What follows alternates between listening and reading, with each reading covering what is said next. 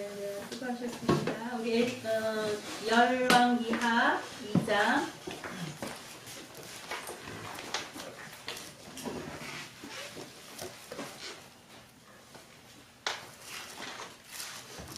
몇 절이죠, 다니엘?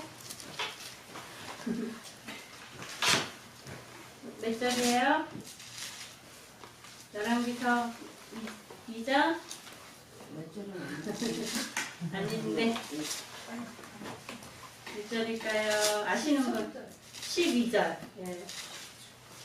12절, 12절로 18절 교독하시겠습니다. 엘리사가 보고 소리 지르되 내 아버지여 내 아버지여 이스라엘의 병거와 그 마병이여 하더니 다시 보이지 아니하는지라. 이에 엘리사가 자기의 옷을 잡아 둘에 찢고 엘리야의 몸에서 떨어진 겉옷을 주워가지고 돌아와서 요단 언덕에 서서 엘리야의 몸에서 떨어진 그 겉옷을 가지고 물을 치며 가로되 엘리야의 하나님 여호와는 어디 계시나이까 하고 저도 물을 치매 물이 이리저리 갈라지고 엘리사가 건너니라. 맞은편 여리고에 있는 선지자의 생도들이 저를 보며 말하기를 엘리야의 영광이 엘리사의 위에 머물렀다 하고 가서 저를 영접하여 그 앞에서 땅에 엎드리고 가로되 당신의 종들에게 용사 50인이 있으니 청컨대 저희로 가서 당신의 주를 찾게 하소서. 염려컨대 여호와의 신이 저를 들어가다가 어느 산에나 어느 골짜기에 던지셨을까 하나이다.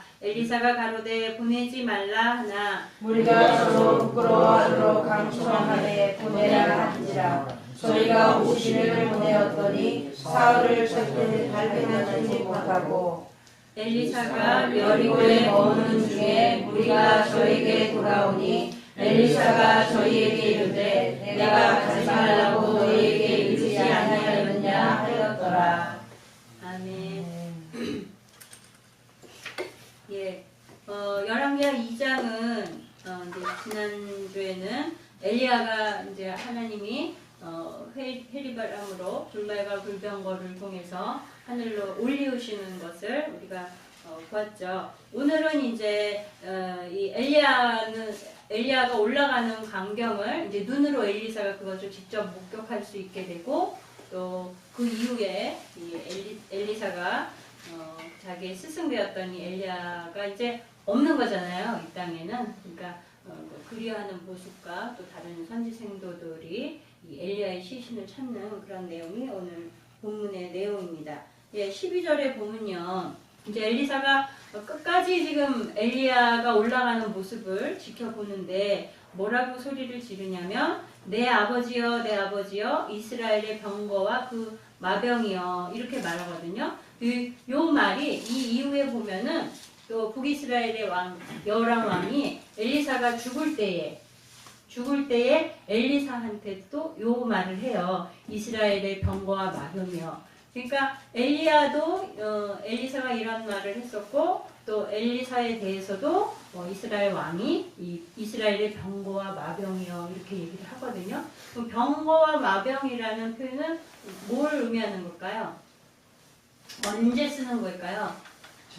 전쟁 때, 그죠? 네, 전쟁 때 또 전쟁을 대비해서 준비해 두는 것들이고 전쟁에 없어서는 안 되는 거죠. 더군다나 그 당시에 그 당시에 병거와 마병이라고 하면 굉장히 어떠한 군대의 어떠한 무기보다도 가장 강력한 요소 중에 하나잖아요. 그죠? 그게 없으면 굉장히 많은 손실이 있겠죠. 그렇게 아주 중요한 그런 역할을 하는 것이 바로 병거와 마병인데 이 당시에 이 북이스라엘뿐 아니라 유다도 마찬가지고 그때의 상황에 이 나라들은 외침이 굉장히 많았어요. 특히 아람이나 이런 나라들의 외침이 굉장히 많았고 실질적으로 그것을 잘 다 막아낸다는 것은 굉장히 어려운 일이었거든요. 그런데 이 엘리야와 엘리사가 이 시대에 하나님의 선지자로서 미리 전쟁에 대해서 예고해주고 그래서 기도하게 하고 회개하게 하고 그리고 그것을 준비하게 하고 대비하게 해서 많은 부분에서 엘리야 시대 때도 그랬고 엘리사 때도 그랬고 그래서 많은 기적을 통해서 전쟁을 막아내는 이런 일들이 있는 거예요. 그러니까 그래서 지금 엘리사도 그리고 나중에 왕도 이렇게 선지자들을 향해서 이스라엘의 병거와 마병이라고 부른 거죠. 그러니까 전쟁에서 쓰이는 중요한 이러한 무기들보다도 사실은 더 강력한 무기의 역할을, 그러니까 이스라엘의 번영과 이스라엘을 지키는 역할을 하는 수호자로서의 역할을 하는 그런 담당을 이 선지자들이 했던 거죠. 그래서 이스라엘의 병거와 마병이라고 이렇게 외치는 거였어요. 그런데 사실은 하나님이 이렇게 선지자를 통해서 이스라엘을 지키셨지만, 그러면 이 이스라엘의 상태는 그 당시 어떠했나? 어떤 상태였을까요? 가장 타락한 시대였던 거예요. 그러니까 여호람이 세워놓은 금승아지를 섬기고, 그 다음에 또 아하방은 어땠어요? 시돈에서 바알을 들여가지고 자기 와이프를 통해서 그 나라에서 바알을 들여가지고 우상을 숭배하고, 그것이 모자라서 또 그 바알을 국교로 지정을 하잖아요. 그러니까 그 이후에 그 아들은 또 어땠어요? 계속해서 자기 부모들이 지었던 우상 숭배의 죄를 계속해서 타락으로 이스라엘을 몰아갔던 이런 장본인들이 있었던 이 시대에, 그들이 다스렸던 아주 타락한 시대에 이 엘리야와 엘리사가 있었단 말이죠. 그러면 하나님이 이스라엘 백성이 이뻐서 이스라엘 백성에게 미리 경고하시고 그 전쟁을 막아주신 게 아니죠. 이유가 뭘까요? 하나님의 선지자들이 기도하고 하나님의 선지자들이 백성과 나라를 위해서 기도했기 때문에 그 이스라엘이 그 위험한 순간들을 미리 선지자의 경고로 준비하고 대비해서 이 전쟁의 위험에서 살아남을 수 있었던 거죠. 그러면 우리가 성경 속에서 항상 우리의 현재와 대비를 해봐야 되는데, 그렇다면 이 시대에 지금 우리나라의 병거와 마병은 뭘까요? 군인들이라고 할 수도 있고요. 또 지금 한창 난리죠. 그래서 국제적인 문제도 되는데, 북한하고 제일 큰 이슈가 뭐죠, 신집사님? 미사일, 그죠? 핵무기. 이런 것들이 말하자면 오늘날로서의 병거와 마병 되겠죠? 큰 군대나. 그런 것들로 안전하게, 그러면 아주 강력한 군대다. 그러면 강력한 군대가 모든 전쟁을 막느냐? 그런 건 또 아니잖아요. 그죠? 사실 이 군대 때문에 전쟁이 일어나는 경우도 있고, 오히려 역효과가 일어나는 경우도 많고, 심지어 지금 핵무기 같은 경우에는 국제적으로 북한으로서는 핵무기를 가짐으로써 자기네가 어떤 힘을 있다고 주장하고 싶어 하지만, 그러나 세계적인 국제적인 문제가 되고 있잖아요. 그죠? 그래서 그것 때문에 분쟁이 일어나고, 그것 때문에 잘못하면 지금 미국이 이런에 저런에 전쟁의 위험이 더 높아지고 있는 말이죠. 그러면 그런 것들은 진정한 병거와 마병이 될 수 없는 거예요. 그럼 우리나라에 지금 이 나라의 병거와 마병은 무엇이냐? 우리 성도들이 병거와 마병인 거예요. 이스라엘에 있어서 하나님의 선지자 엘리야와 엘리사가 병거와 마병이었듯이, 지금 우리나라의 병거와 마병이 누구냐? 바로 우리 대한민국에 사는 성도들인 거예요. 왜냐? 하나님이 왜 이스라엘을 지키셨는가? 오늘날 우리나라를 하나님이 왜 지키고 계신가? 그럼 하나님이 나라를 흥하게도 하시고 쇠하게도 하시는, 망하게도 하시는 분이 하나님이시잖아요. 그죠? 모든 세상의 주권자가 바로 하나님이신데, 흥과 망의 모든 것은 하나님이 지고 계시고, 그분에 따라서 흥하느냐 망하느냐가 사실 결정되는 거란 말이죠. 우리가 믿고 있는 건 그것인데, 그러면 하나님이 흥하게 하시고 망하게 하시는 기준이 뭐냐? 많은 성경 가운데도 그렇고 역사 가운데도 그렇고, 그 나라의 그 백성들이 하나님을 어떠한 태도로 바라보고 있느냐, 그것이 흥망의 결정의 기준이 되는 거예요. 그러면 그 백성이, 우리나라 이 백성은 지금 하나님을 어떠한 태도로 바라보고 있는가? 우리가 고민해야 되잖아요. 그리고 우리 지금 기독교가 너무너무 욕먹고 있고요. 지금 이 종교인 무슨 새 이런 것들이 나오게 된 것도 사실은 그 일부지만, 아주 극히 일부의 1%도 안 되는 그런 사람들 때문이지만 큰 교회나 아니면 많은 수익을 얻되 그것에 대해서 이렇게 덕스럽지 못하게 사용하는 그런 주의 종이나 아니면은 승려나 무슨 무속인이나 이런 사람들이 잘못된 모습들을 보임으로 인해서 그것에 대해 시민들이 국민들이 분노감을 일으키게 되고 여론화되고 문제가 돼가지고 지금 이런 법안까지 나오게 된 거예요. 그런 거의 근본적인 요인은 지난번에 목사님이 이제 갔다 오셨거든요, 세미나를. 거기서 이제 얘기하는 게 이런 법이 나온 것이 어쨌든 모든 것을 투명하게 해라. 이런 것이 초점이라는 거죠. 왜 그런 말이 나왔느냐. 그리고 왜 지금 이 시대에 우리나라에 기독교인이 정말 뭐 잘못하는 사람들도 있지만 잘하는 사람이 사실은 더 많아요. 어떠한 우리나라에 있는 종교 중에서 기독교만큼 세상에서 소리 없이 일하는 종교가 드물어요. 천주교는 뭐 그런 데이터가 많이 나와 있지만 사실은 파고 보면은 그들은 소리를 내면서 하지만 기독교인은 소리 없이 그것도 가난해도 자기 사비를 털어서 이웃을 돕는 기독교인이 더 많고 주의 종들도 자기의 것을 오히려 더 해서 교회를 섬기고 가난한 이웃을 섬기는 예가 더 많다는 거예요. 그런데도 왜 이렇게 기독교가 욕을 먹고 있느냐? 우리 성도들이 믿는 사람들이 정말 하나님 말씀대로 온전히 행하고 하나님 말씀을 실천하는 삶을 그들에게 많이 보여주지 못했기 때문에 그랬기 때문에 우리를 통해서 하나님을 보는 세상 사람들이 하나님을 욕하게 되는 거죠. 그죠? 그러기 때문에 이 땅에서의 병과 마병이 바로 우리 성도들이라는 겁니다. 그러면 우리가 어떻게 살아야 돼요? 그죠? 그럴 때는 우리가 그냥 뜨끔뜨끔 하잖아요. 그렇기 때문에 우리는 말씀에 항상 바로 서 있어야 되고 말씀에서 명하시는 것들을 준수하기 위해서 내가 육적인 이익에 손해가 나더라도 말씀 준수를 위해서 애를 쓰고 힘을 써야 되는 거죠. 그게 쉽지 않죠. 그죠? 그러나 우리가 이 땅에서의 어떤 보상을 바라면 참 어려울 수 있지만 우리는 이 땅에 소망이 없잖아요. 그죠? 우리는 이 땅에 소망을 두고 있는 게 아니에요. 우리는 이 땅은 나그네로서 살아가고 우리의 본향인 하늘나라를 소망하고 살기 때문에 우리가 그런 것에 연연해 하지 말고 우리를 통하여서 나타나는 그리스도의 형상을 많은 사람들에게 증거함으로 말미암아 하나님의 이름이 영광되게 하고 또 기독교가 하나님의 말씀이 얼마나 위대하고 하나님이 위대하신 분인지를 우리를 통해서 증거할 수 있는 그런 성도가 되시기를 바랍니다. 이 땅의 병과 마병이 누구라고요? 우리 성도. 그죠? 네, 명심하시기 바랍니다.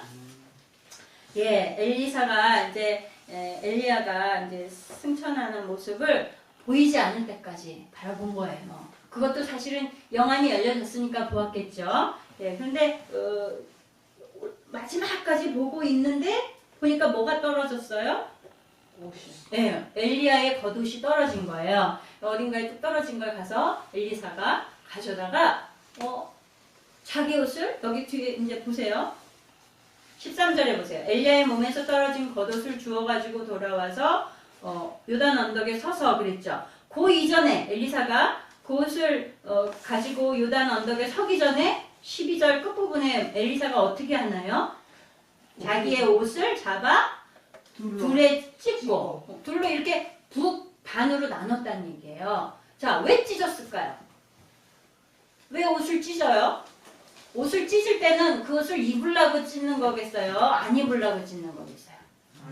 이제 안 입겠다는 거예요. 이거 버려버리겠다는 거예요. 이스라엘의 옷은요 이렇게 통으로 짜졌다 그러잖아요. 그래가지고 이걸 쪼개거나 나누거나 그러면 입을 수 없는 의복으로서의 역할을 할 수 없게 돼버리는 거예요. 찢었다는 의미가 나는 이제 이 옷은 내가 사용하지 않겠다는 거죠. 내가 걸치지 않겠다는 거죠. 그럼 뭘 입겠다는 거예요 지금?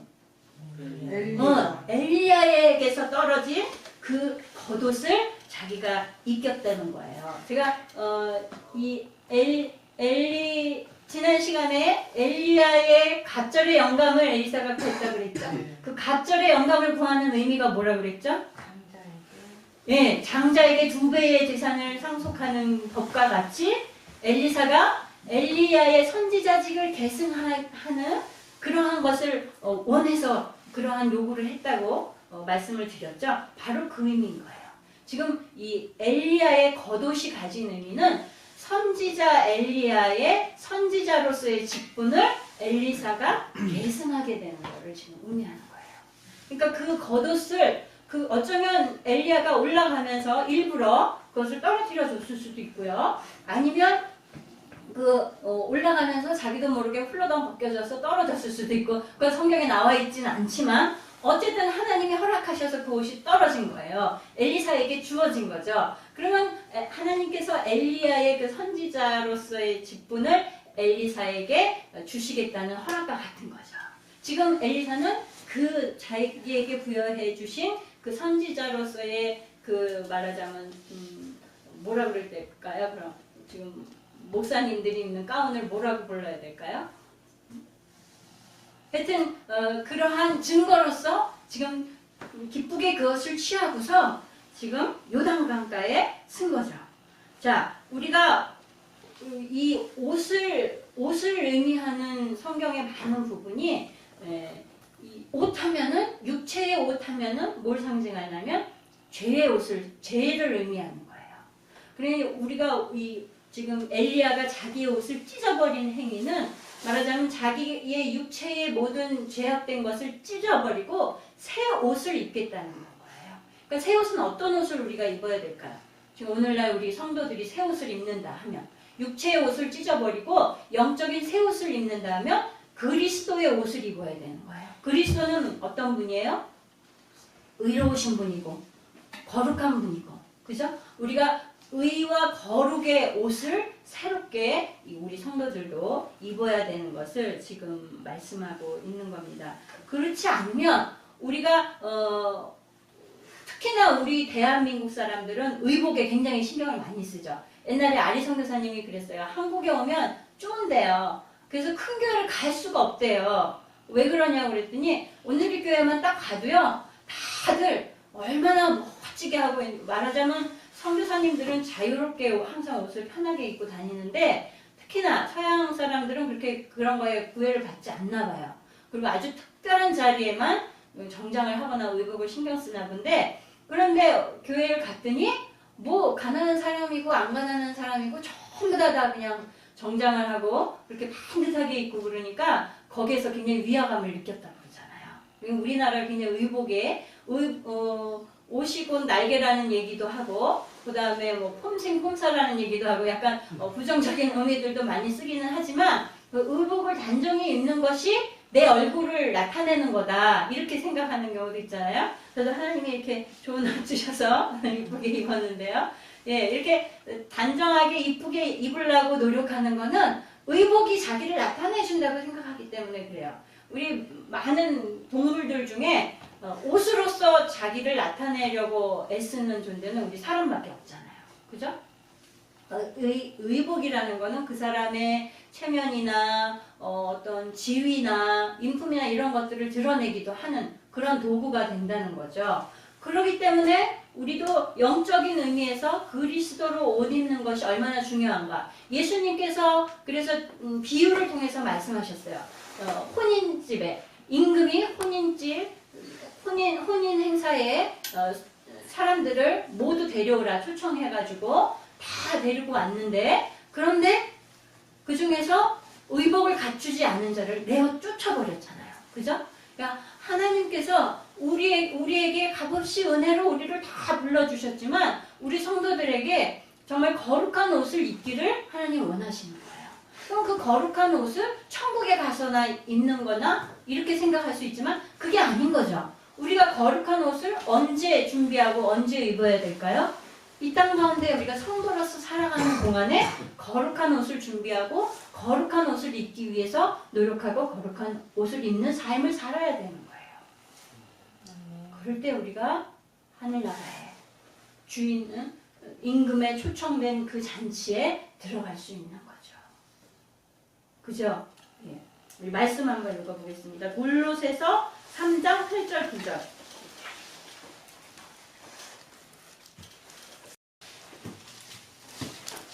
올라서서 3장 8절 9절.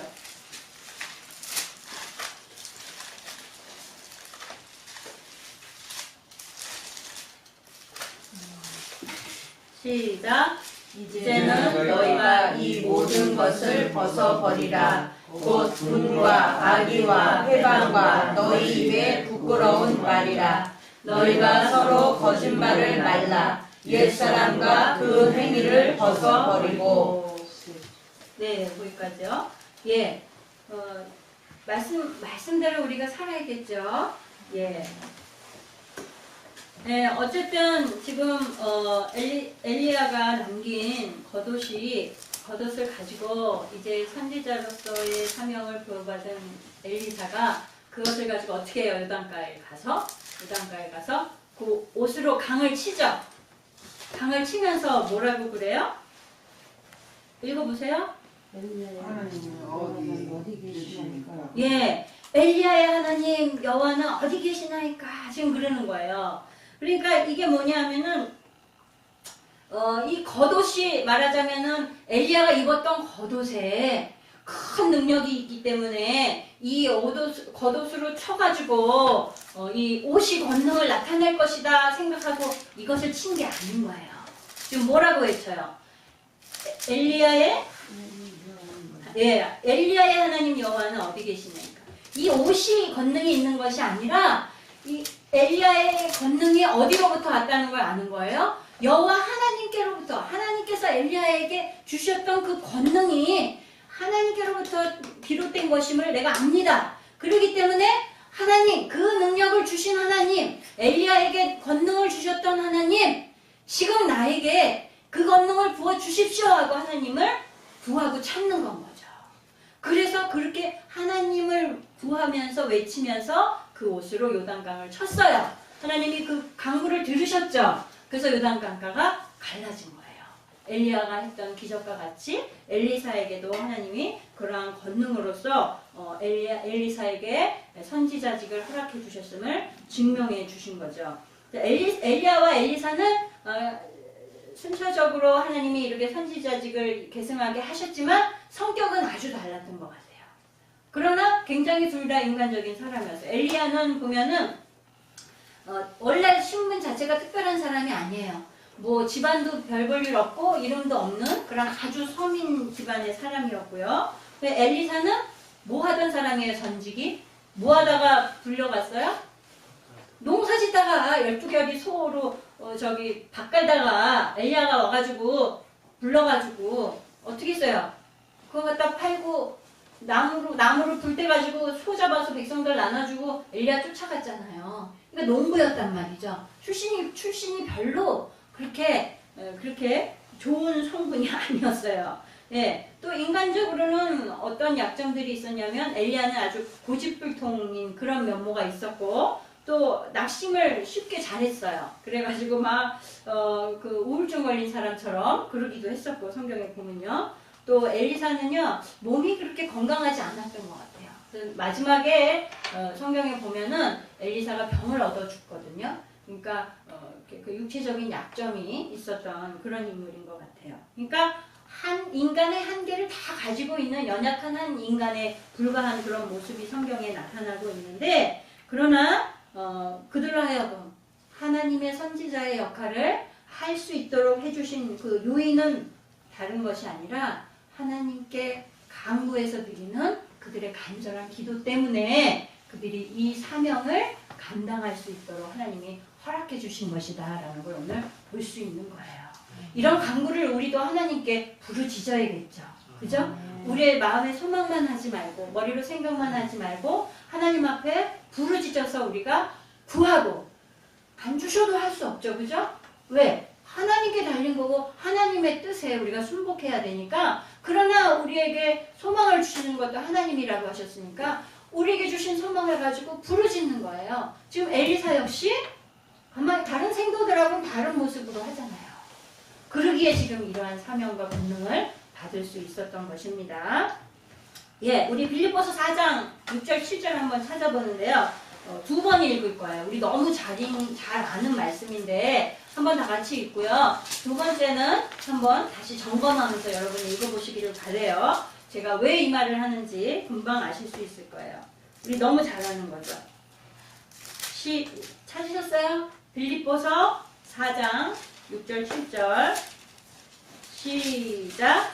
아무것도 염려하지 말고 오직 모든 일에 기도와 간구로 너희 구할 것을 감사함으로 하나님께 아뢰라. 그리하면 모든 지각에 뛰어난 하나님의 평강이 그리스도 예수 안에서 너희 마음과 생각을 지키시리라. 아멘. 예, 아까 제가 여러분한테 말씀드리기를 우리의 간구와 소망하는 것들을 간구하자, 기도하자 그리고 말씀을 드렸잖아요. 그런데 그런 것들의 대부분의 내용이 뭐냐면 대부분 99%는요. 우리가 우리의 육의 소욕들이에요. 다 보면 우리의 건강과 우리의 안위함과 평안과 부요함과 이런 것들을 놓고 우리가 기도하잖아요. 그게 우리의 기도 간구의 내용들이잖아요. 그러면 한 1%나 될까요? 0.1% 될까요? 우리가 하나님 나라를 위해서 구하는 거는 아주 극히 일부분이란 말이죠. 근데 지금 한 번만 다시 읽어볼게요. 왜 제가 이 말을 하는지 여러분이 답을 찾기를 바래서요. 한 번만 다시 집중해서 다 같이 큰 소리로 시작. 아무것도 염려하지 말고 오직 모든 일에 기도와 간구로 너희 구할 것을 감사함으로 하나님께 아뢰라. 그리하면 모든 지각에 뛰어난 하나님의 평강이 그리스도 예수 안에서 너희 마음과 생각을 지키시리라. 자, 이상하지 않아요? 제가 이 사실은 기도의 말씀이기 때문에 이 말씀을 본 건데요. 이 말씀을 보다 나니까 이상한 거예요. 그리하면 앞의 내용과 그리하면 뒤의 내용이요. 연결이 돼야 되잖아요. 그죠? 간구해라. 그러면 어떻게 뭘 주신다라는 내용이 이렇게 일치해야지 말이 맞는 거 아닌가요? 그런데 가만히 제가 느끼기엔 그래요. 앞에 부분과 그리하면 뒷부분하고 내용이 전혀 다른 거예요. 생각해 보니까 우리가 간구하는 내용은 우리 육의 소욕이 대부분인데 그러면 하나님이 말씀하시는 응답의 내용은 뭔지 보시란 말이에요. 뭐냐? 모든 지각에 뛰어난 하나님의 평강이 그리스도 예수 안에서 너희 마음과 생각을 지키신대요. 우리가 구하는 것은 육적인 것이 대부분일 텐데 하나님은 응답을 어떻게 해주신대요? 그 육적인 것을 부어주시는 것으로 응답하시는 게 아니라 우리 마음과 생각을 지켜주셔서 평강을 주시는 것으로 응답하신다는 거예요. 그러면 여러분이 구한 기도의 제목들은 어떻게 되는 거예요? 여러분이 구한 기도의 제목들은 이루어졌나 이루어지지 않았나? 하나님께 중요해요? 중요하지 않아요? 중요하지 않다는 얘기예요. 하나님께 중요한 건 뭐예요? 우리들의 마음과 생각을 지켜서 하나님의 평강이 임하기를 하나님 원하신다는 거잖아요. 여기 답이 더 있더라고요. 어떨 때는 참 많은 고민이 있고 그런 기도들이 응답되지 않고 그러면 기도를 매일 해도 마땅히 기도를 해야 되는 이런 입장에 있는 사람도요. 막 실망될 때 있어요. 실망되고 언제나 이뤄주실래나 그럴 때가 많다고요. 그래서 하나님 신실하게 지나고 나면 많이 들어주셨더라고요. 그런 걸 이렇게 하면 다시 감사가 나오고 그러는데 우리가 어떤 기도를 드렸든 그거와 상관없이 하나님이 원하시는 것은 우리의 생각과 마음을 지켜서 평강하기를 하나님 원하신다는 것 오늘 다시 한번 느끼고 제가 아주 그 짧은 생각으로 하나님 앞에 기도에 응답해 주시지 않나 섭섭한 마음 잠깐 가졌던 것도 제가 회개를 했어요. 하나님 원하시는 건 뭐라고요? 우리의 평강인 거예요.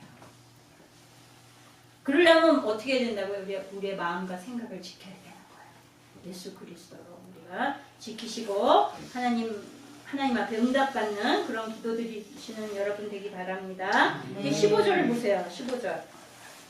여기에 이제 성지생도들이 뭐라 그랬어요? 오늘날로 말하면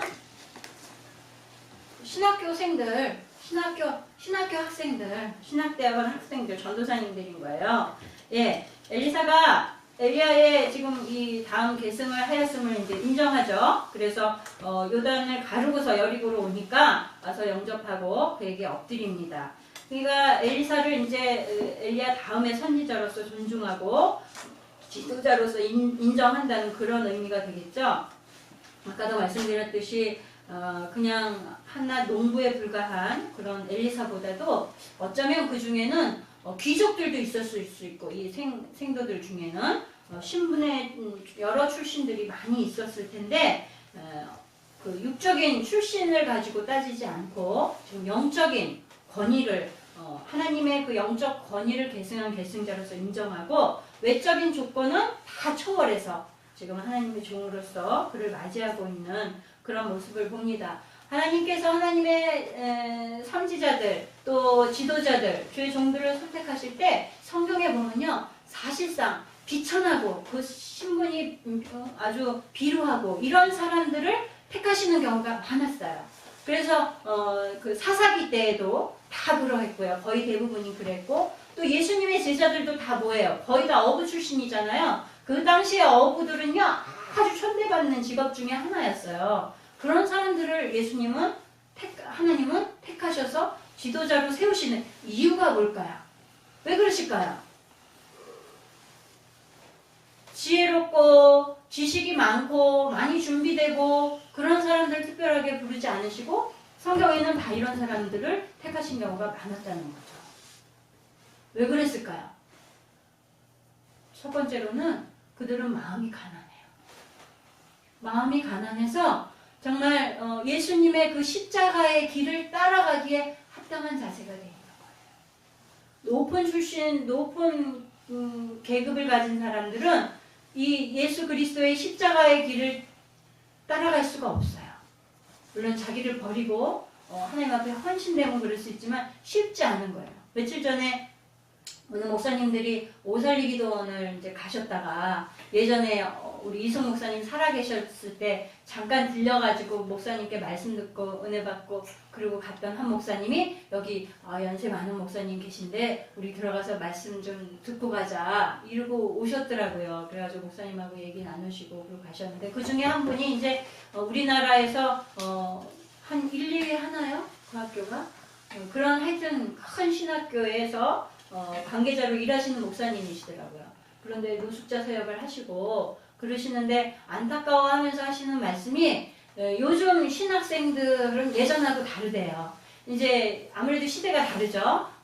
당신이 신학하실 때만 해도 신학교를 나오면 당연히 개척하는 거고 당연히 나가서 개척하고 주의 일을 하는 게 당연한 거였는데 지금 학생들은 안 그런대요. 어디 교수 자리 없나 그런 거나 뒤지고 어디 큰 교회, 대형 교회에 부교육자 자리 없나 그런 것만 찾고 그런대요. 그러니까 이제 어려운 길, 힘든 길은 안 가려고 하는 거죠. 편하고 쉬운 길만 가려고 하는 거죠. 그것도 그 이해는 가요. 얼마나 많이 공부를 하고 그것을 하기 위해서 얼마나 많은 돈을 들이고 그랬겠어요. 그러니까 내가 굳이 그렇게 힘든 길을 가야 돼? 힘들게 해야 돼? 그렇게 안 하는 사람도 많더라. 이런 생각도 들 수 있죠. 예, 그렇기 때문에 그렇게 하지 않는다는 거예요. 근데 막 안타까워 하시더라고요. 예, 바로 십자가를 지기 어려운 거죠. 마가 요한도 그래서 중도에 복음 전하는 걸 포기하고 자기 집으로 돌아갔잖아요. 그죠? 찾아와서. 예, 두 번째는 우리 고린도전서 1장 29절에 보면 이는 아무 육체라도 하나님 앞에서 자랑하지 못하게 하려 하심이라. 이 말씀 때문에 그래요. 그러니까 불순종하고 거역하는 자들 앞에 하나님께서 심판하실 자들 앞에 본보기로 삼으시기 위해서 이런 가난하고 비천한 자들을 세우시는 거예요. 많이 가지고 하나님이 주신 축복을 가지고 하나님 앞에 범죄하고 하나님을 거역하는 자들 앞에 심판의 도구로서 나타내 보이시기 위한 거죠. 그러니까 교회는 이 세상의 기준대로 사는 그런 동네가 아니잖아요. 그죠? 세상의 기준을 초월한 그런 영역인 거예요. 그러니까 그런 하나님의 집에서 지도자로서 세움받은 주의 종들은 세상의 권위나 부나 이런 것들의 기준이 아닌 하나님이 부여해 주신 그 권위를 덧입어서 일하는 사람들인 거죠. 그러니까 그러한 지도자들을 대할 때에도 하나님의 권위를 인정하고 존중하는 그러한 자세들이 필요로 하겠죠. 오늘 이 생도의 일부지만 그들이 지금 이렇게 선지자로서 그를 받아들이고 또 존중하는 그런 모습이 나옵니다. 예, 그런데요, 또 반면에 지금 아주 미숙한 생도들의 모습도 나오는데요. 16절에 보세요. 16절에 보면은 지금 일부분은요, 지금 엘리야를 못 봤다는 거예요. 왜 못 봤을까요? 엘리사는 엘리야의 마지막 모습을 봤는데 당연히 못 봤죠. 안 따라갔으니까 못 봤잖아요. 그러니까 아마 요단강에서 멀리서 이렇게 봤기 때문에 어쩌면 불명거로 승천하는 그러한 모습은 뭔가는 이렇게 아련하게 봤을 수 있어요. 그죠? 회깃바람이 올라가는 건 봤겠지만 엘리야가 승천하는 모습은 이들은 못 본 거예요. 눈으로 목격을 못 한 거예요. 그러니까 엘리야가 올라가는 모습을 볼 수가 없었기 때문에, 목격할 수 없었기 때문에 지금 우리는 이 엘리야의 시신을 찾아야겠다고 지금 엘리사에게 50명을 지금 보내줘라. 그래서 우리가 찾아보겠다 그런단 말이에요. 그러니까 처음에는 엘리사가 하지마 그리고 강건하거든요. 그런데도 계속해서 어떨 정도로 부끄러울 정도로 엘리사가 부끄러워할 정도로 막 강건했다는 거예요. 어떤 의미냐면 이 사람들은 지금 믿지 않는 거예요. 뭘 믿지 않느냐? 승천한다는 것이 하나님께서 육체를 올려서 가신다는 의미로 그런 의미로서 승천을 생각하는 것이 아니라 그 영혼만 승천을 앞에 지난 시간에 일부의 성도들이 엘리야를 하나님이 데려가실 것에 대해서 미리 예견했잖아요. 그런데 왜 이런 소리를 하냐는 말이죠. 그거는 영이 들려서 올라간다라는 거 개념으로만 생각했던 거죠. 하나님께서 육체까지도 거두어서 가실 수 있는 하나님이라는 거를 믿지 못한 거예요. 그러니까 영혼만 자기 상식에 딱 붙잡혀 있는 거죠. 인간의 상식에. 자기 영혼은 갔을 거다. 엘리야, 그래, 알아, 승천했지. 엘리야의 영혼은 승천했어. 그랬을 거야. 근데 육체가 어떻게 가? 육체가 어떻게 가? 올라가다 떨어졌을 거야. 그러니까 그거 찾아야 된다고. 그리고 지금 계속해서 엘리사한테 이런 요청을 하니까 엘리야가 가지 말라고 하는데 또 강권하는 거예요. 왜? 아유, 당신 스승인데 스승의 시신을 어딘가에 떨어져서 썩거나 폐기되면은 짐승이 먹거나 그러면은 도대체 당신은 폐륜이다. 이런 의미 아니겠어요? 그러니까 엘리사가 견딜 수 없을 만큼, 부끄러울 만큼, 도저히 허락하지 않을 수 없을 만큼 지금 강권해서 할 수 없이 허락을 해준단 말이죠. 왜 이들은 그러한 믿음 받게 되지 않았을까요? 못 봤으니까요. 자기 눈으로 체험하지 못했으니까요. 엘리야가 진짜 하늘로 올라가는 것을 본 사람은 엘리사 한 사람이잖아요. 어떻게 해서 봤어요? 끝까지 엘리야를 쫓아가서 끝까지 그의 곁에 있었기 때문에 그 광경을 목격할 수 있었던 거지, 생도들 같이 멀리 떨어져 있었으면은 엘리사도 못 봤던 거죠. 그렇기 때문에 교회에 출석하는 성도들을 또 여러 유형으로 분류를 하는데 일부 표현을 하자면 이런 유형을 볼 수 있어요. 세 가지로 분류한다면 정말 예수 그리스도를 따라서 교회에 깊숙이 들어와서 정말 그 하나님의 교회를 그냥 열심으로 섬기고 진정으로 섬기고 따르는 그러한 성도의 모습. 그 다음에 두 번째는 그냥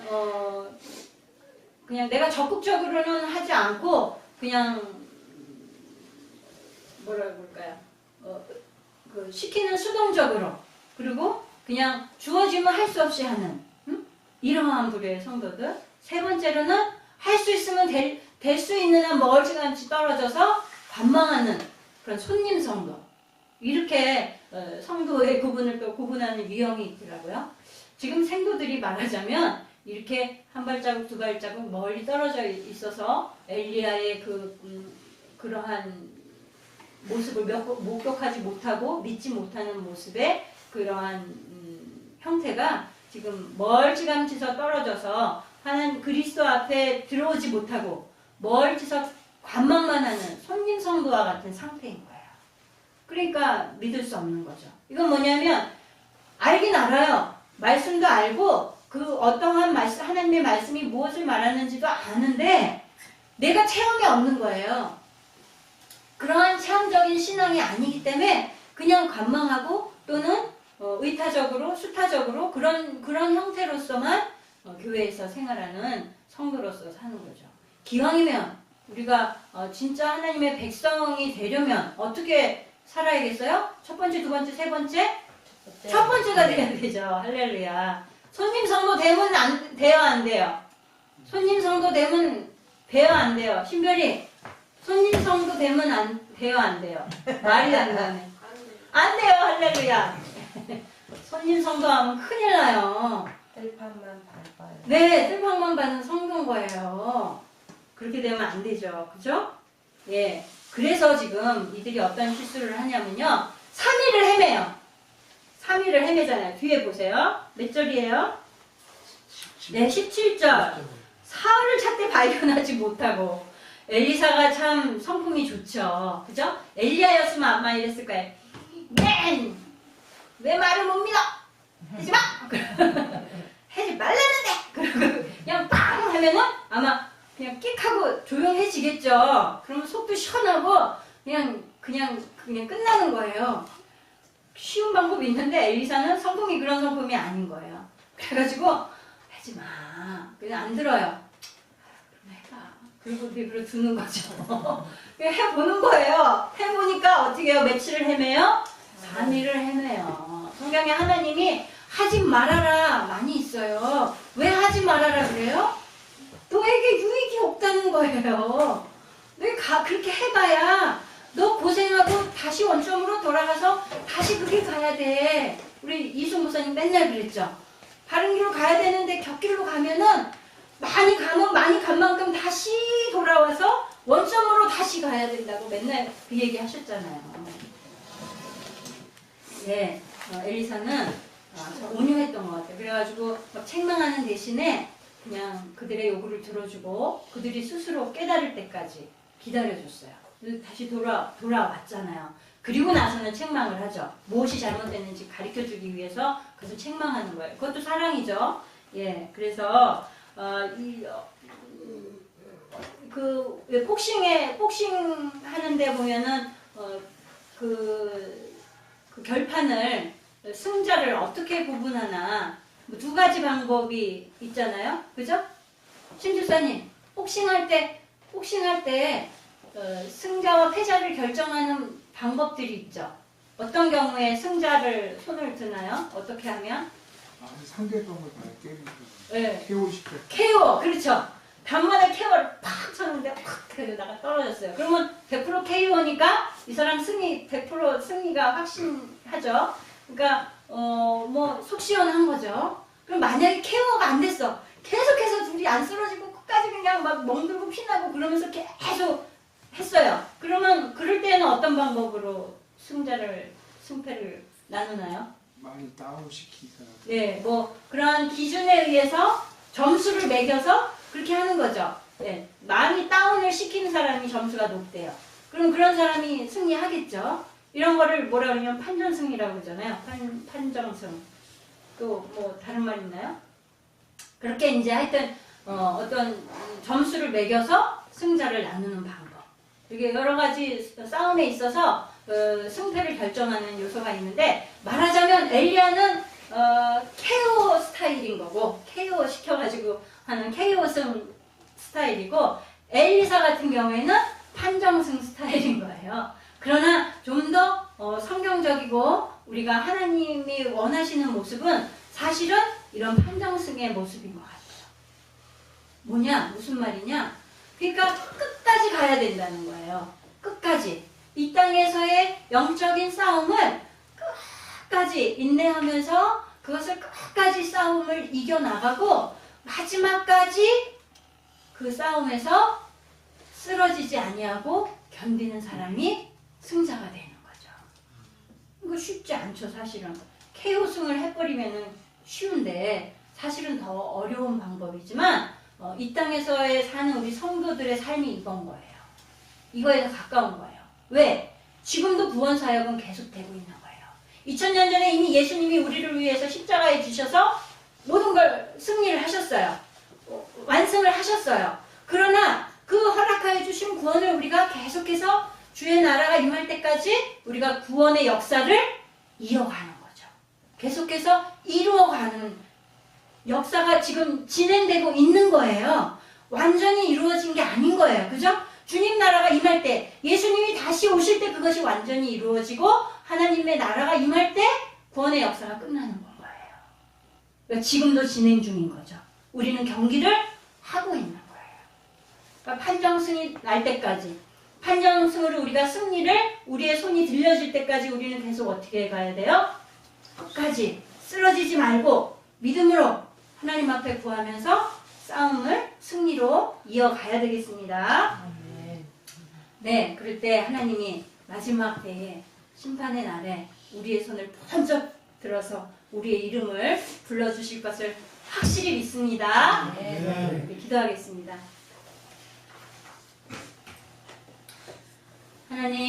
하나님께서 하나님의 종을 또 그 악한 시대에, 그 암울했던 시대에 하나님의 종을 데려가시면서 남겨진 자들에게 얼마나 그 슬픔과 안타까운 마음이었는지 하나님이 아시고, 하나님 그들에게 또 새로운 지도자를 준비하시고 계승하게 하여 주셔서 이스라엘을 지켜주셨던 것을 오늘 우리가 그 광경을 목격합니다. 하나님 아버지, 하나님께서는 우리를 변함없이 사랑하시고 우리가 주 앞에 올 때까지, 우리가 영원한 나라에 이르기까지 우리가 믿음으로 승리하기를 원하시는 것을 오늘 또 확신하며, 하나님 우리가 정말 거룩한 의의 옷을 입으며 우리의 옛 육된 그 육체의 옷을 찢어버리고 하나님 앞에 하나님이 주신 거룩한 새 옷을 입은 성도로서 날마다 아버지 승리하는 삶을 살기를 간절히 간구합니다. 하나님, 오늘도 연약하지만 하나님 앞에 나왔습니다. 아버지, 우리의 심령이 기쁨으로 나왔던, 아버지 정말 억지로 나왔던, 하나님께서는 우리가 하나님 전에 발걸음한 그 발걸음을 귀히 여기시고 우리가 견고한 믿음으로 세워지기를 원하시고 우리를 정말 영적 지도자로서 존귀하게 이끄실 것을 아버지 원하시는 것을 확신합니다. 하나님, 우리 한 사람 한 사람을 영적인 지도자로 세워 주시옵시고 하나님 앞에 순복하고 많은 열매를 맺으며 많은 이들을 주께로 거룩한 곳으로 인도하는 백성으로 살게 하여 주시옵소서. 감사드리며 예수님의 이름으로 기도드렸습니다. 주기도문으로 예배 마칩니다.